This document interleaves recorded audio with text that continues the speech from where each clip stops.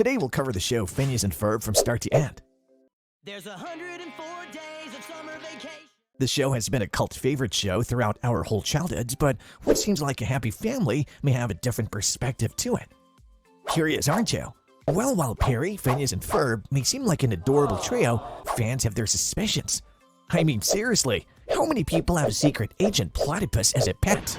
Perry's usual mission is to foil the plans of the evil Dr. Doofenshmirtz, but here's a twist that might not be his only mission. It turns out that Perry could also be keeping an eye on Phineas and Ferb as potential troublemakers. Why? Because these two can create absolutely anything they want, and if they ever decided to, they could wreak havoc on the entire planet. In the movie, Perry actually scans Phineas and Ferb's inventions. And have you noticed that whenever Phineas says his famous line, "Ferb, I know what we're going to do today," Perry mysteriously disappears? It's like Perry knows that their plans are harmless. In one episode, Perry even dreams that his secret identity is discovered, and a SWAT team swoops in to take Phineas and Ferb away. They are probably trying to prevent them from becoming a threat by locking them up. But wait, there's more. The second mission extends to Phineas and Ferb's close friend Isabella. She's got a spy chihuahua of her own. Isabella could be seen as a potential threat because she's shown to be a skilled fighter on numerous occasions. Plus, she's the leader of the Fireside Girls, who are super organized and trained like a military unit. So it seems like there's a whole undercover world hiding behind the adventures of Phineas, Ferb, Perry, and their friends. Who would have thought? But we're here to explore it. While this is a far-fetched theory, the whole shebang revolves around the interaction and classic sibling rivalry of our main duo. Phineas is like a non-stop party, always bursting with optimism, a wild imagination, and the ability to turn any situation into a mind-blowing adventure. Born in America in the late 1990s, Phineas was just an infant when Linda, a single parent at the time, met and fell in love with British archaeologist Flynn-Fletcher at a Love Handle concert. When Linda and Lawrence married, Phineas and Candace gained Lawrence as a stepfather and his son Ferb as a stepbrother. An incurable optimist, Phineas is the one calling the shots, cooking up new ideas and cranking out mind-bending inventions during their epic 104-day summer vacation. On the first day of one summer, Phineas literally built an extremely large roller coaster, dubbing it the coolest coaster ever, and then built a beach in their backyard and even remodeled Mount Rushmore for Candace's birthday. Crazy! Now let's talk about Ferb. He's the quiet mastermind lurking in the shadows with a stoic vibe. Surprisingly, Ferb's an extremely quiet English boy with a killer English accent, born in England to Flynn-Fletcher and an obscure and unknown mother. This dude's engineering skills are off the charts, turning Phineas's wildest dreams into concrete reality. They make the ultimate tag team, the brawn and the brains working seamlessly to bring their crazy inventions to life. What's cool is that these guys have a whole supporting gang to partake with them in the crazy adventures, including Isabella, the across-the-street neighbor with a secret crush on Phineas, and the leader of the Fireside Girls troupe, Bald Sheet, the nerdy Indian boy, and Buffer, the bully boy. Together, the two are not just stepbrothers, but best friends, building crazy stuff from monster trucks, beach volleyball complex, a supercomputer, and to irritate their sis a bit more, a giant Candace robot, to literally fixing a time machine at the local museum. Yep, the boys were very successful, traveling back in time to 300 million BC. Only they accidentally brought Candace with them, breaking the time machine in the process, and had to patiently wait while Isabella and the Fireside Girls created another time machine to retrieve them. Nevertheless, both Linda and Lawrence's ex-partners are not really documented in the show. However, we might have an idea of who Phineas's father might be. How about Dr. Doofenshmirtz himself? Shocked, right? Well, you'd be surprised to know that Linda and Dr. Doofenshmirtz actually dated in the past. This theory is mostly based on Doofenshmirtz and Phineas sharing a similar head shape, but leads to several other ideas. First off, Phineas being a science whiz might be explained by him being the son of a scientist. And hey, ever wonder why they always seem to have endless cash? Maybe Phineas has access to a secret trust fund or something like that. Also, it's possible that Perry, the family pet living a double life as a spy busting Doofenshmirtz, is there to keep Doofenshmirtz and Phineas from ever meeting. Because, if those two brainiacs teamed up, they'd cause some serious havoc, especially since Phineas is still young and easily influenced. To me, this theory seems a bit bland. Firstly, Doofenshmirtz is quite protective and involved in the life of his daughter Vanessa. There's no reason why he won't be the same to Phineas, and secondly, the numbers and ages in the timeline of Doofenshmirtz, Linda, Phineas, and the time of Linda and Lawrence's marriage don't really add up in this theory's favor, so it's a solid nay. Nevertheless, the two seem to have raised a beautiful family with two quite imaginative little boys and a puberty-battling daughter. And it's super sweet later on in the series, Phineas and Ferb even went on to reunite the band Love Handle for one night in honor of their parents' wedding anniversary. Eventually, the band finally performed, and it seems they have stayed together as they were featured in several episodes afterwards as well. At one point, the boys even blasted off to space, all to catch a glimpse of a star named after them by their dad. This pretty much shows the wholesome relationship they must have with their dad. But guess what? Their sister accidentally hopped on board again, and the trio embarked on a wild galactic journey. They faced asteroids and other crazy dangers until they ran out of fuel and landed on an asteroid that was a milkshake bar and were shocked to learn that they owned it. After their adventure, they made it back home where Isabella asked Phineas to dance. He totally accepted, thinking it was going to be a group thing with him and Ferb. Little did he know, it was meant to be a date with just the two of them. Yep, Phineas remains quite oblivious to the crush Isabella has on him, and if you want to know how that turns out, better stick with us till the end. Meanwhile, Ferb is on a roll as a ladies' man, and why not? He's got the charm to reel in none other than Doofenshmirtz's daughter, Vanessa.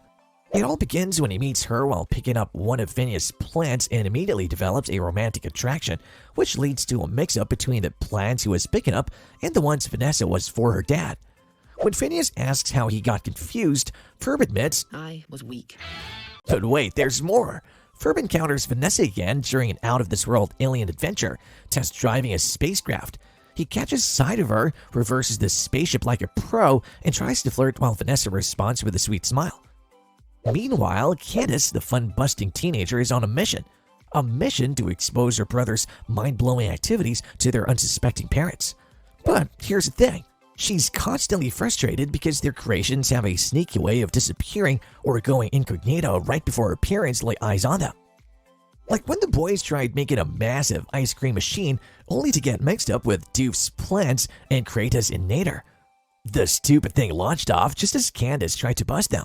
Or when Phineas and Ferb, along with their gang, literally go across the globe to enjoy their summer with Candace, trying to bust them at various locations, including a Mexican bull run and a Chinese New Year celebration, but never succeeded. Or when the poor girl tries her luck once again, trying to capture the evidence that Phineas and Ferb have created a massive ball of water, but ended up finding it turned to a lake. Absolute failure. And to add to that, it's pretty funny because Candace has an obsessive crush over a boy named Jeremy. And by obsessive, I mean she's literally all stalker at him. Like even building a shrine for the dude and freaking out if he canceled a date. Only her obsessiveness keeps her unaware that he returned her feelings for him. That's because the little Missy was under the impression that any other girl would be able to snatch him away from her without much of an effort. Well, at times, Candace's brother-busting tactics comes to complications when his lover boy himself starts enjoying the creations, and the best part is when Doofenshmirtz combined Innator fused her and Jeremy together. Thanks to her brother's molecular separator, her day was saved. A moment of appreciation for them. Well, deep down, Candace's love for her bros shines through. She's got those moments of sisterly affection and protection, and the sibling dynamic between Phineas, Ferb, and Candace is the heart and soul of the show. But here's a question. Why so obsessive over busting a bunch of kids? Well, there's a couple grim takes to that. Some believe that Candace has gone off to deep end because life has been rough, reasoning that back in the day, poor Phineas got bullied for being a super smart nerd. Then tragedy struck when a bully whacked him on the head, taking the poor boy's life. This event shook Candace to her core, and to cope with the loss, she created a make-believe world where Phineas is still alive and having a blast with her stepbrother Ferb. Only Ferb can talk or do much due to a disability. So in Candace's mind, she pictures them going on epic adventures, and the reason her mom can't see the awesome things they build is because they're not really there. The more Candace tries to convince her mom, the crazier it all seems. Another take is that Candace simply felt left out. She was very lonely as an only child, since Phineas was born a few years later. This brought an end to the loneliness Candace felt as a child, and she came to share a varying yet enduring relationship with her younger brother. In the years after they were joined by Ferb, Candace has come to view her brother as a nuisance and devotes large portions of her time trying to get him in trouble with her mother. She openly expresses that their big ideas are constantly getting on her nerves and has little support for them. As if being the unseen eldest daughter isn't daunting enough, Candace probably had to deal with her newlywed parents dedicating most of their time on the little ones and her, which led to her going down a mental rabbit hole of wanting revenge and doing something grand like getting the boys caught to get her parents' attention and praise. However, one thing that tickles our brains is dedicating so much time to buzz the boys can't possibly always lead to failure, or maybe Linda knows and pretends. At one point in the series, we see the gang decide to spice up their game with jetpack volleyball.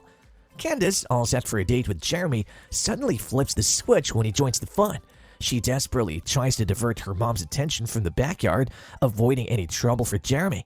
As Candace pulls out all the stops to distract her mom, guess what? Her room starts feeling an irresistible urge to head to the very place where Candace usually drags her to spy on the boys' shenanigans. And at another time, Candace is glued to her computer waiting for tickets to the Tiny Cowboy concert when she pops her head out the window and quizzes the boys about their activities, and they coolly respond that they're just tidying up their previous day's invention, which, mind you, usually vanishes on its own. Thanks, Dr. Doofenshmirtz. This means their invention had been chilling outside all day long, practically begging their mom to catch a glimpse of it. If she had the same magnetic attraction, she would have undoubtedly spotted it, or at least glimpsed it through a window. Now, every time those boys get caught red-handed, there's always a righteous explanation for why their mom would flip her lid. Either it's all in Candace's wild dreams, or the boys just messed up something big time. Like the backyard transformed into a rad old-timey town when Candace was mayor for a day. Mama Bear regularly tends to her garden, so any damage would send her into a frenzy, but nothing. If their mom had no clue about the boys' wild works and mind-bending inventions, wouldn't she consider getting Candace checked out? I mean, we all know she's not bonkers, but how would her mom know? Imagine enduring over 104 days of relentless repetition. All of this just leads me to theorize that she knows. She's Lindana, the same woman that dated Doofenshmirtz and advised him to start his plans with the tri-state area, and is probably aware of ridiculous innators cleaning up her boys' inventions for us. She just quietly enjoys it all, but yikes, such a grim thing to do to your daughter. By this point, you guys probably just tell us about Linda and Doofenshmirtz's dating story. So here we go. To give you some background, Doofenshmirtz had an absolutely crazy and messed up childhood that scarred him for life. His parents were super mean and neglectful, doing all sorts of weird stuff to him. They made him wear dresses, act like a lawn gnome, and never let him do anything fun. He had to deal with bullies all the time and didn't have any real friends, except for a balloon buddy with a painted face. Plus, his body gave him trouble too, with a squeaky voice and no beard growing powers. It's safe to say he failed at pretty much everything except for a few random things like stacking cups and doing shadow puppets for a little while. His love life was a total disaster too. Every time he tried to find love, it ended in a heartbreak. So he decided to build a robot to destroy love. But things got wild when Phineas and Ferb got their hands on it in their wacky adventures. But here's the crazy part. He somehow managed to win the heart of Charlene and even had his daughter Vanessa with her. Unfortunately, their relationship didn't last, and they ended up getting divorced. With all these hardships piling up, Doofenshmirtz turned to the dark side. Now he's always trying to get back at the world by seeking some strange revenge using odd items he buys online. The dude's originally from the European country of Drusselstein. But it was when he arrived in America that he dated Linda. Doofenshmirtz's obsession with controlling and terrorizing the tri-state area stems out from a funny conversation he had with her. You see, Linda once expressed her dreams of becoming a pop star, and Doofenshmirtz, not taking her seriously, sarcastically said, "Yeah, right, and I'm going to rule the world." But then in a moment of contemplation, Linda suggested that he could start with something small like the tri-state area, giving birth to the infamous kinda bad at being bad villain. However, it was post-divorce when he founded his Doofenshmirtz Evil Incorporated that my guy finally made a long-term friend, or should I say a friendly nemesis. Enter OCA, the organization without a cool acronym, a government body that keeps an eye on Doof's evil shenanigans by assigning a spy. And who other than Perry the platypus, also known as Phineas and Ferb's cute little pet living a double life. Under the leadership of Major Monogram and summer intern Carl, Perry perishes each and any innator that Doofenshmirtz chalks out. After soaking in several episodes, it hit me that Perry the platypus is no ordinary creature. Let me lay down the premise. In the series, a wild platypus busts loose and gets mistaken for our very own Agent P. But hold up, the way the animal interacts with Doofenshmirtz is a total mind melter. It's clear as day that it behaves nothing like our Perry. Then in the movie Across the Second Dimension, we discover that Perry was adopted by the Flynn-Fletcher family from a pet shop owner by the Oka when he was just a little baby platypus. Perhaps Perry has been under the Oka's control since birth. Also in the series, we catch Perry on his day off, chilling like a boss. But guess what? Major Monogram barges in and ruins his relaxation time. Poor Perry doesn't have family around, but he still behaves even on his day off like a human. There are plenty of more scenes that reveal Perry's true colors. He's practically a humanoid creature. His human-like intelligence shines bright. He does it all. Works on the computer, rocks a cell phone, writes, draws, and whatever you name it. When he's not in his pet disguise, his eyes even look different. Poor Perry's gotta fake it when his owners are around, but his day off exposes his true essence. So here's my far-out theory. Perry must have been genetically modified by the Oka like some radical experiment right from the start. It's the only explanation that makes sense. I mean, at one point, Doofenshmirtz even convinces students that Perry is a little turquoise dwarf dude. It blows my mind that this mind-boggling revelation was never addressed in the series. Personally, I would have been over the moon if they had spilled the beans and revealed that Perry's a modified platypus just like the other Oka agents. Also, given how much of a party pooper Perry is for Doof, fans can help but wonder why Doofenshmirtz even bothers persisting in his tri-state area takeover attempts. Let's face it, he rarely succeeds. Every time he unveils a new innator, Perry swoops in and swiftly undoes the chaos. It's like Doof secretly craves being thwarted, proving that Doofenshmirtz isn't a total bumbler. He deliberately designs his gadgets to fail. It's not about the innator itself, it's about Perry showing up to have heart-to-hearts about Doof's past struggles. And you know what? This theory rocks. Perry and Doof even form a broship, grabbing lunch and chilling at Doofenshmirtz's place. There's evidence suggesting it's his way of healing from his troubled history. More support stems from when in the movie, the parallel universe where Doof reigns as a villain because he lacks the emotional baggage regular Doof carries. He goes evil over a lost toy train and brilliantly conquers the tri-state area for real, no pretending. In short, he's just a sad scientist trying to go past his past. Keep rocking, Doof! Fittingly, as the series comes to an end, we're given a well-deserved look into Phineas and Ferb's life after their boyish adventures. To give you all the good news, Phineas finally caught feelings for Isabella, but he kept it a secret because he was worried she wouldn't feel the same way. Meanwhile, Ferb was getting ready to go back to school in England and tried to help Phineas decide where to go. When Baljeet and Bufford showed up, the Baljeet having graduated early and Bufford getting ready for college, they dropped a bombshell on Phineas. Isabella had a massive crush on him for years. This news got Ferb caught up in the mission to bring Phineas and Isabella together. Finally, Phineas found Isabella waiting outside his house, saying goodbye before heading off to college. That's when they both spilled their feelings for each other. Once hearing that Isabella was going to Tri-State State, Phineas decided to join her there to pursue a romantic relationship. The two embraced tightly with plans to meet again in 2 weeks. And guess what? They share their very first kiss.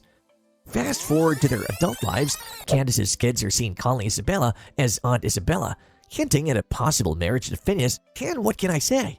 Ferb proved to be the heartthrob he is, and 10 years later, he and Vanessa have become a couple as well. So this was the entire timeline of Phineas and Ferb. If you enjoyed the video, subscribe to Cartoonverse and click the bell icon for similar content.